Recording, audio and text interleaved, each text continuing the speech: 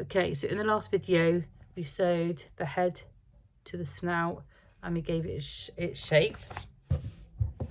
This piece keeps the snout in place and also has this bit here you cut and you stuff the nose snout before you pull it through and birth the bear, because that piece is like stuffed separately and sewn up. It keeps your snout nice and clean and in good form shape. If you stuffed it like all in one piece at the end, that tends not to get enough stuffing, so they designed this pattern to give you that piece separately, which is brilliant. So you want to put everything like this right sides together, so you kind of expose this round seam, and this is what we're going to do. It doesn't matter which way around you put this, really. I always put a furry side in, I don't know why. It's because I've got all the pattern markings on the outside. So this little centre goes in the centre at the bottom, which is the bottom of the neck, sort of snout area, bottom of the snout neck area. And then you want to push that seam down. So from this side, this piece lines up with that bit there. So it's 3 pieces all lined up together. And do that on the other side.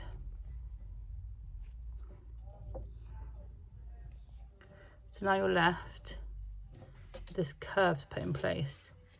So where B is there, the top lines up with that.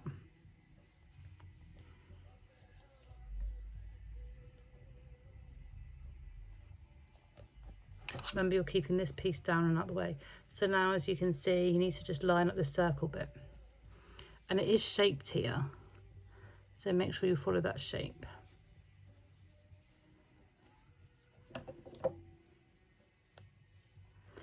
I think probably black wasn't the smartest colour to wear when doing pale fluffy fabric. Anyway, so I'm just gonna like mould it. I don't know if that's going to be better. No, probably not. I'm just trying to show you how I'm moulding it to the shape. I'm just trying to keep that curve against the curve. So all 3 layers are marrying each other. And then I'll show you how I sew them together. Right. It's a bit bent, isn't it? Bin that one. That last bear I made was really thick fabric, so I think it bent quite a few of my pins really, because the fabric's so thick. I'm kind of like keeping it all together.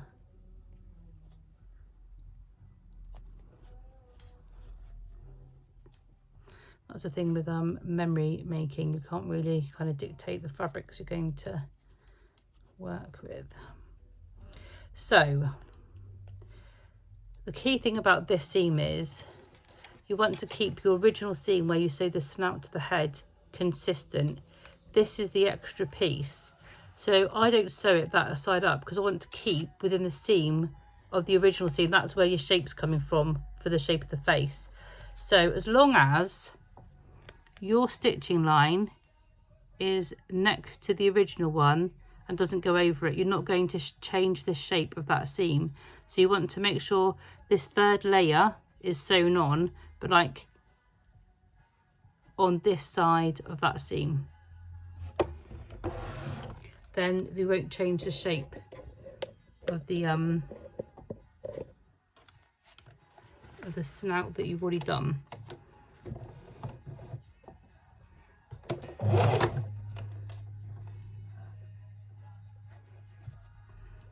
So from there you can see that I'm trying to show you. There we go. I don't know. Maybe putting more here. I'm just trying to keep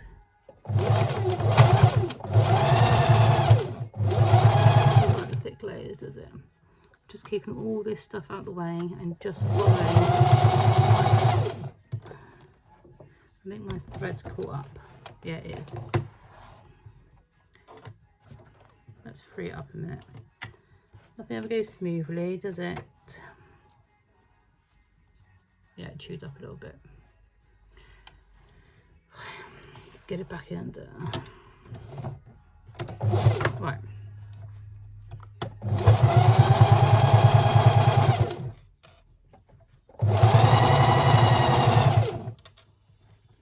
I'll just keep all of this. Just follow your original seam line. Keeping those original pieces together nicely without changing the shape. All my pins are going everywhere.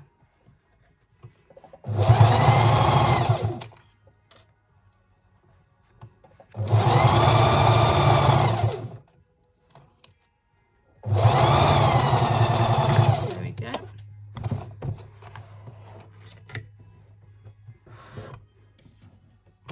So now we have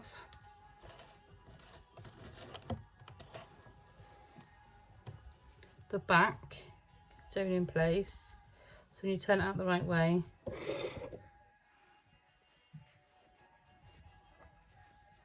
there's your snout and your bird's head. So I'm just gonna,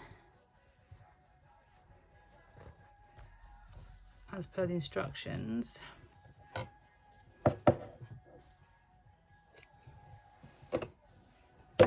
just going to sew along the bottom there so it's all enclosed. And this doesn't have to be the neatest seam, just so it's closed. That stitch line is going to be in your neck seam allowance anyway, so you won't even see it.